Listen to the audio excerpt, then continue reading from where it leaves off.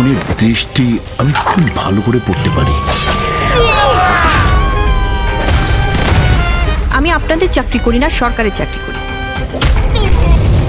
এই ইউনিফর্মটা আমাকে দেওয়া হয়েছে দেশের সেবা করার জন্য।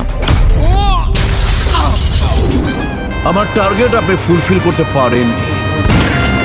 এবারও ভক্তদের কাছে দুঃসংবাদ এলো ঢালিউড চিত্রনায়িকা শবনম বুবলি। প্রেক্ষাগৃহ থেকে নামিয়ে ফেলা হচ্ছে বুবলি অভিনীত ঈদের সিনেমা রিভেঞ্জ। এবারের কোরবানির ঈদে মুক্তি পেয়েছিল সর্বমোট 5টি সিনেমা।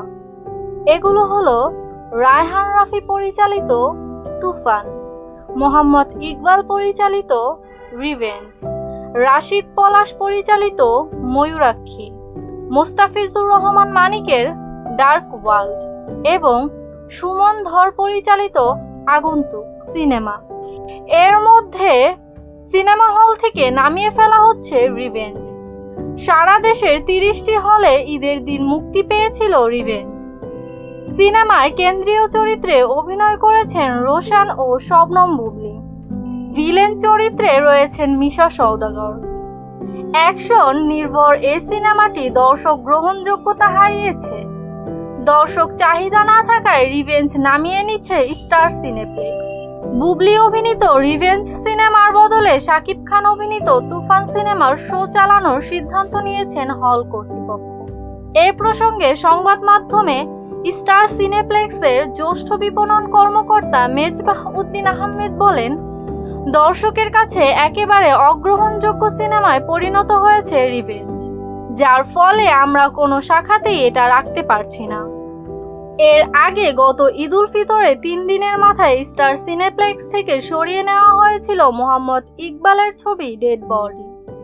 মিরপুরে অবস্থিত সনি স্কয়ারে স্টার সিনেপ্লেক্সের শাখায় চলছিল এটি। তখন পরিচালক অভিযোগ করে বলেছিলেন, যেসব শাখায় দর্শক যায় না এবং টিকিটের দাম অনেক বেশি, সেই হলগুলোতে তারা আমার ডেড বডি দিয়েছে। এরপর তারা দর্শক না হওয়ার অভিযোগ আনছে, যা রীতিমতো অপরাধ।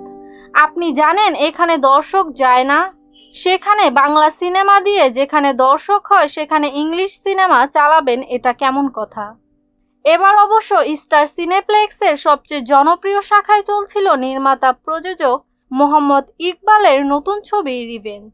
কিন্তু দুর্ভাগ্যবশত এবারও দর্শক খরায় তা সরিয়ে ফেলার সিদ্ধান্ত নিয়েছেন সিনেপ্লেক্স কর্তৃপক্ষ।